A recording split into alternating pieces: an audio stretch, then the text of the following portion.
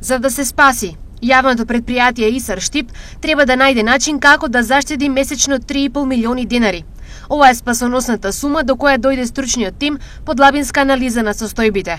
Ке се зголеми ефикасноста на работењето преку мерење на работните процеси, намалување на пунктовите за контейнери, укинување плаќање за прекувремена работа, освен при итните интервенции и слично.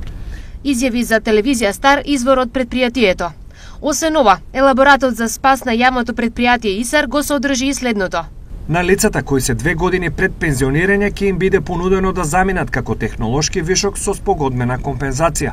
Ефектите од сите работни места ќе бидат скенирани, пошто непродуктивните ќе бидат укинати. Дополнува соговорникот на телевизија Стар.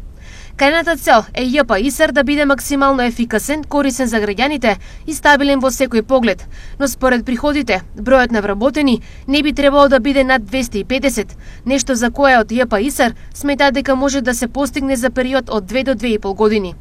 Во моментов јавното предпријатие ИСАР должи околу 5 милиони евра. Месечната рата само кон ЕВН е 50.000 евра, а на вратот ИСАР има барем уште толку врски кон други доверители.